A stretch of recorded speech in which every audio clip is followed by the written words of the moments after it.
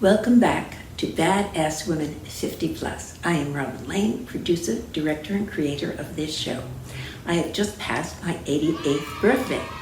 Our co-host Maria Sikor, the beauteous young woman that works with me, is off making a film, and we happen to be lucky enough today to have a multiple award-winning filmmaker with us. She is Tracey Anarella, and she did not start making movies until she was in her late 40s, and I believe that she made this film, which we're going to see excerpts from today, when she was 51 or 52. She is the embodiment of our belief that age is just a number. So, let me tell you about her film because it is revelatory. It is a subject that is usually talked about only amongst its own community. It's called Not Black Enough. You will see some familiar faces like Henry Louis Gates and Vanessa Williams and others that you will recognize. But anyhow, I'm going to stop talking now and we're going to go to Tracey. So Tracey, at what age did you have the inspiration to make this particular film? What inspired you? I was inspired to make this film at the age of 49. At 49, I was changing careers. And I had just finished business school, but wasn't happy with that. And was introduced to someone who was in the film industry. And I loved what they did. But I didn't have skills in order to be a filmmaker. So I took a course and learned how to edit. And then I decided, I'm a good storyteller. I'd love to learn how to make documentaries. And I had already done, for the course that I had taken, I had done a short film which met with a lot of success. And then a friend who was in the film industry said, "You're very good at this. Now it's time for you to make a feature film." But I said, "I can't make a feature film. I don't know how to do that." He goes, "Well, you made a short, so make a short times 7. That's a feature. Your short was 10, make it times 7. Just do the math." And the gentleman who I was, dating at the time was a composer and had been in the film industry. He said, "Most stories that work well are stories that you tell about yourself or about your own experience." And so I said to him, one thing I'd like to do a film about is all my life people have, categorized me as not being black enough. And he's like, "What do you," because this gentleman happened to be, Caucasian. He said, "What do you mean?" And I said, "Because I don't subscribe to whatever this self-imposed box is of blackness, I was considered not black enough." So that's the title of my film. And then I was off to the races. And once I decide that that's what my topic is, I go underground and I don't stop. And I found my subjects. I started talking to people wherever I was, whether it was food shopping, whether it was a party, and people began to connect me to different people who would be interested in being interviewed, celebrities, Vanessa Williams was in the film, Henry Louis Gates, Florence LaRue, P.D. Pablo. So that's how the story, How Not Black Enough, came to be. Okay, so let's go to video. That's me. A black baby born into a middle-class family in Cleveland, Ohio. My mom and dad, both school teachers, taught me everything I know. They taught me to excel, to work hard at my studies, and to follow my passion. I became a cheerleader and the class valedictorian in my mostly white high school. And yet, always were the taunts. "You think you cute. Why do you talk so white? Why do you study so hard? You think you're not black?" But as my mom told me, "Honey, you'll be black till the day you die." Never succumb to the insecurities of others. It's crippling. It holds you back from pursuing your dreams and succeeding in life. I married a white man and we had 2 children. We took family vacations, had a lake house in the country, and drove a station wagon to soccer practice. And I am still black, just as my mother said I would be. But to this day, I hear the taunts. "She only dates white men. She likes white people's music. She doesn't know she's black. She's so bougie. she is just not black enough. But who decides the criteria for blackness? Indeed, are there any? And why do we as a race insist on pulling ourselves down instead of helping each other break the cycle of poverty and prejudice against ourselves? Because in order for white on black prejudice to change anytime soon, black on black prejudice must change first and in a hurry. And so I made this movie to ask the question, who is black enough? I have two daughters, now 34 and 32. They're lovely. And one of them looks white. Their mother is a white woman. And my father looked white. So, and I happen to know, since we've analyzed their DNA, that they're 75% European. Because my father was over 50% European. I'm 50% European in my genome. So, you know. So my little girl comes to me and she says, Daddy, what do I say to people who say I'm not black enough? And I looked at her and I said, well, there's something you should tell them. She said, what? I said, tell them, kiss your black ass. Sometimes I think I'm too black. And how is that possible? It's not possible. I mean, I'm black as I'm supposed to be. I never understood being held back, cause I can hit anything that I aim at. Believe in oneself and make them stand back. When crazy people try to tell me that I don't match, or I don't measure up to what I'm looking like. And what I got to say to that is what I'm looking like. Because my hat is to the front and not around the back. Cause my pants is pulled up and you don't see the crack. Oh, it's the button up and the book sack. And $200 frames with my nose at. That you'll call me less black than I am, Jack. Okay, I'm alright with that. What the real shocking moment for me was when I won Miss America as a black woman, labeled the first black Miss America. And I got so much blowback and fire. Not that there was many people that were extremely proud and so happy that it finally happened in 1983. But then there were a big contingency of people that said, well, she's not black. She's not black enough. She's got light eyes. Of course they picked her. We're back. So, Tracey, the next theme that you undertook is about hair, a multi-billion-dollar industry. And I know, as a Jewish woman, that I always had, before there were, straighteners, I always had trouble with my hair until I went to Israel, and then they knew how to do Jewish hair. But black hair takes it to a new height. So you want to tell us a little bit about that? Well, in the black culture, hair is huge for us. We've gone through history, afros, straightening hair, hot combs, relaxers, keratins. Now we've come to a point where we're beginning to embrace our natural hair. Or some people, as we all know what's happened with the Will Smith and that's alopecia, but a lot of women are actually choosing to go with having their heads completely shaven. I chose to do hair because, as I said, it's the gorilla in the room always with African Americans. And some women choose to straighten their hair now or some women, the wig industry is really big, weaves. So I felt that was a really big topic because when I was younger, I was ostracized from how I wore my hair, the texture or the grade of hair that I had. I'll try to tell a quick story. I remember being playing with friends on the playground, and there were two girls who were kind of bullying a couple of my friends. So I tried to come in and make peace with everybody. And the girl who was being the big bully said, I don't know why you would come over here, and I don't know who you think you are. And is it because you have nice hair? And I'm like, what?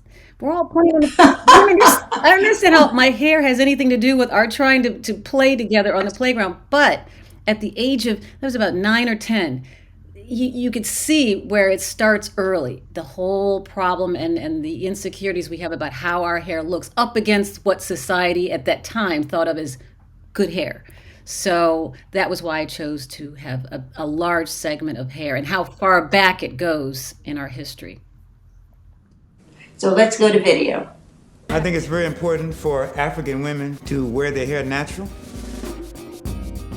It's not a really complicated reason why I say that, because to the level that we are proud of exactly how the Supreme Being made us. That has a lot to do with our ego and a lot to do with our progress. Whatever you call progress, it comes from the foundation. The foundation is that we are proud of exactly how we were made and created by the Supreme Being. Natural hair is extremely important.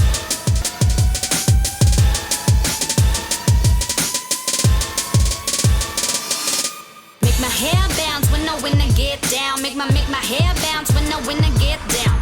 Make my hair bounce like I don't care. Make my hair bounce when I put it So I in the started air. wearing natural hairstyles, and even then my mom was just like, no. Right. Like, your hair's gonna get tangled, and go comb it, go brush it, go put it in a bun, go do something. She's from old school, grown up in the 50s in the islands. Always have to have your hair done. Make my hair bounce like I don't care. Make my hair bounce when I put it in the air. We're at a cultural tipping point now where I feel like we are just tired of being told who we are and what we need to be.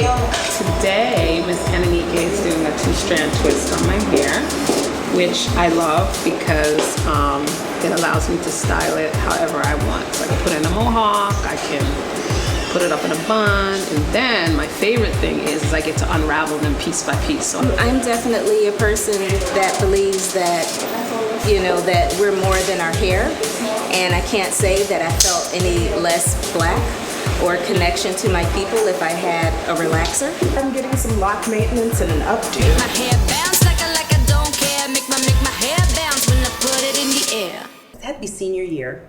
And so I was in a play at school actually, and my hair was starting to do crazy things. It was breaking off. I had a Jerry curl before Jerry curls were out. I went and chopped my hair off, right? It was probably about your length. Mm-hmm. Rolled up on my debutante rehearsal. You have freedom cut on your debutante rehearsal? These ladies, they almost literally, they did.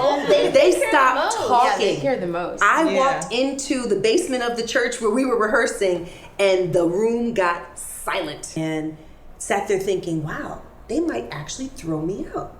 Like, it was that serious that I had cut my hair off and had the nerve to roll up on my debutante. In the pictures, I love the picture now because I've got this beautiful white dress on and the long gloves and a short natural. So the next theme is slavery that you tackle.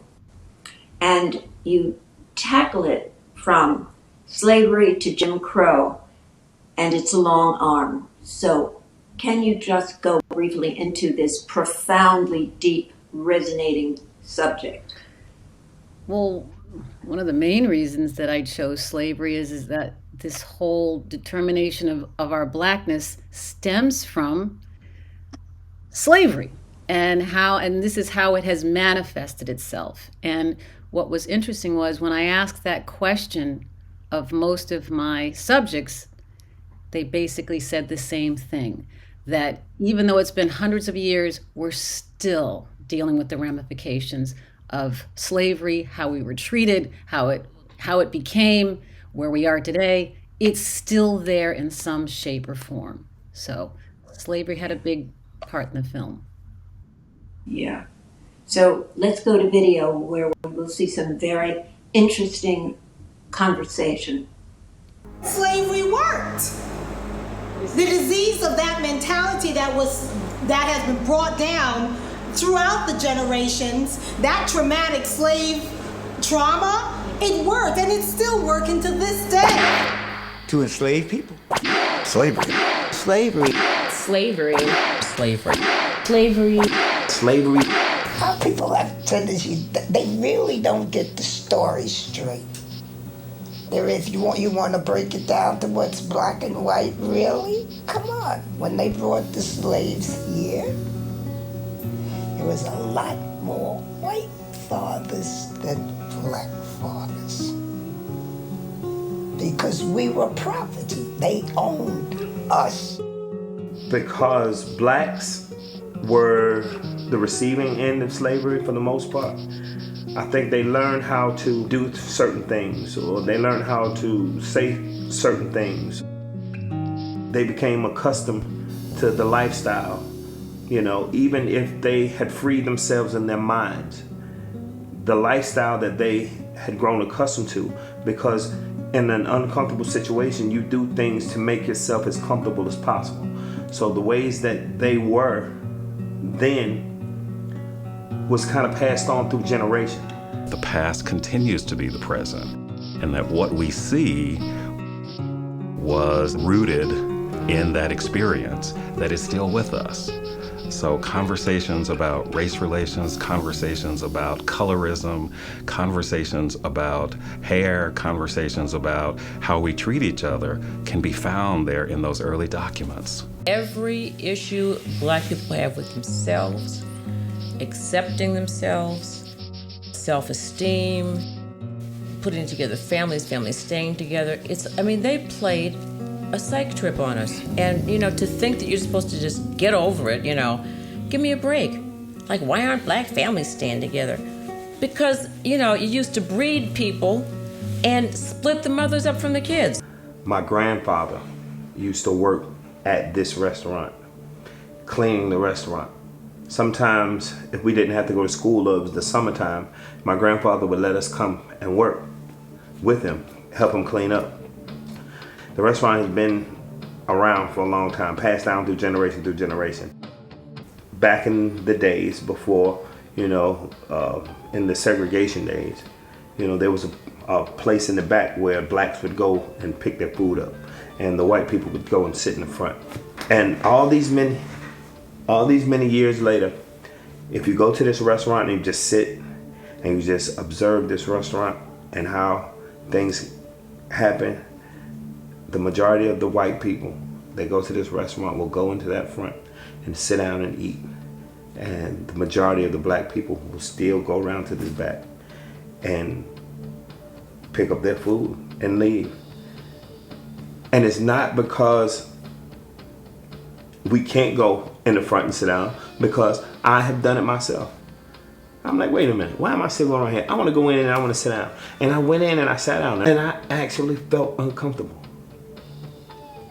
As crazy as it sounds, it was like, because for years, all we did was go in the back and clean up. After that, all we did was go to this back door and pick up food and leave. Now for me to go into this main lobby and sit down and eat, me, as Black as I am, and as proud of a person I am, and as headstrong and alpha male, all that, I actually felt uncomfortable. I felt some kind of way. Now, the next theme that you tackle, and I would imagine that you got blowback on this one, because it's how people from your race tear one another down. And I can tell you that as a psychotherapist, this is a very common defense mechanism. I see it in my patients, I see it in family, when I'm working with families all the time. And what that defense mechanism is called identification with the aggressor. And what that means is exactly what it says. When you have been marginalized, when you have had your self-esteem abused, what often happens is that you identify with the perpetrator and you take on the characteristics of the perpetrator and you enact that cruelty upon your very own. We see it in families all the time. So would you just like to say, a few words before we take a look at what we're talking about? Sure. I mean, it's as I said earlier, it's because of our insecurities due to racism, with our being Black and with slavery, with everything we've had to endure, is making that, as I said before, a self-imposed Black to determine our Blackness is a way of identifying with the aggressor. It gives you this power. You feel insecure, but you feel that if I'm nasty or if I attack, then, I'm not aware of the fact that I'm aligning myself with the aggressor, but it makes me feel better. I feel... It makes you feel empowered. It's an artificial feeling of empowerment. Yeah, exactly. Let's take a look at it, okay? Let's go to video. Well, now, who do you think you are, little Black lady, with a French name and different from the rest of us? You're going to go and be a star. Oh, yeah. So instead of supporting me, said, go, girl, you represent us, there was just that, I don't know, almost crab mentality. When I got on The Price is Right, the African American community was elated. They were so happy. But you know, on the other hand, I must say, there was hate mail coming in. There was hate mail, a lot of hate mail. I was not only the first Black/African American model on the show, I was also the first fourth model added. And it almost like negated any kind of history that happened for me, or any kind of achievement, basically. Although in my lifetime, I never aspired to be Miss America. It came by happenstance, majoring in what I do, sang a song that I've done before, ended up, I won. So I didn't feel it as a personal slam, but because I achieved it, and people didn't accept me for who I was. I was in several beauty pageants, and they were Black-oriented. So at that point, I could really feel the tension when the darker skinned girls were looking at like me. They had different hair texture, just a different look altogether. I could really sense and feel a lot of adversity coming from the other contestants, and it seemed like, you know, put your hand on your hip. She thinks she's so cute just because she light skinned and she's doing this and that, her hair and everything. And you can feel it, you can sense it. It's like they wanted to sabotage, booby trap, or do whatever you were trying to do, or what have you. It's a very uncomfortable feeling. So now we come to the end of the film, which is this extraordinary choir that is meant to and does bring people together. What I was astounded at is, how did you get all that together? So many people. Well, I knew Marlon Saunders because he and Peter wrote the theme song, Not Black Enough. I also knew him because I had done other work with him. And Marlon deals with choirs singing for SNL and different events all over the country. But what I said to him is, I need a multi-colored group, you know, light skin, brown skin, dark skin, straight hair, you know, kinky hair. I want that look to speak to what we just discussed in the film. Now, I'm not a video producer. I make documentary films, but I don't make films or videos for music. So I went on top of the roof of a recording studio that we knew of, and I just had everybody stand there. I put a rug down. I had my daughter, her friend, holding up the lyrics to the song, and I just shot it. Oh my God, that is astounding. So let's go to video. And I will say goodbye to you, Tracey, because after this, we're out. Thank you so much. I cannot tell you how wonderful it has been to work on this film, to edit it with you. It was really a chore because I wanted, as I said earlier, I wanted to use the whole film. And I think that we're going to put something up so that our viewers can actually watch it. Thank you very much. Can they go to YouTube and see it? It's Is it on YouTube? Amazon Prime. It's not on YouTube. It's on Amazon Prime. Okay, so we will put something up so they can watch the whole film, and I can't imagine that they're not going to want to after what we've shown. So goodbye, Tracey, and thank you for so having much. me. It was a pleasure. And hugs and kisses. Hugs and kisses, Thank you so Tracey. much. Take care. Who is black enough? We are all black enough. But now we must accept the challenge to embrace ourselves and embrace each other. For it's only together that we can put the past behind us and head into a future where we can stand tall and grow as a race made up of all shades, styles, and attitudes of blackness. Eyes open wide, but you don't see Your reflection, that is me. Brothers and sisters, we are in this together. But divided our shackles will last forever. And when you look at me, is it my heart you see? Do you not feel the pain I do? What will your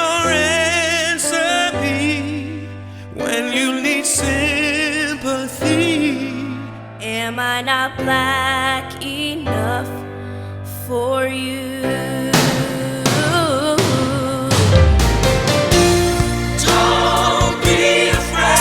Don't be afraid. Don't turn away. Don't turn away. My heart, your mind. My heart, your mind. No different inside. Beautiful blackness. Beautiful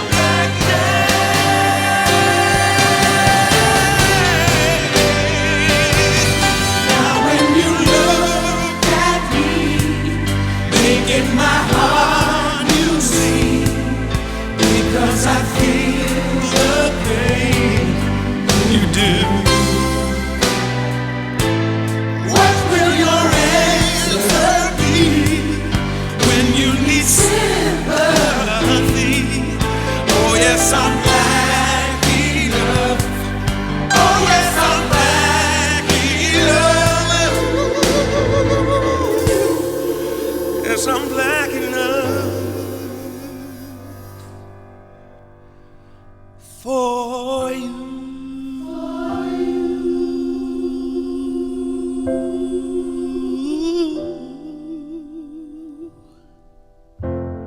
Close your eyes. And what color are we? For you.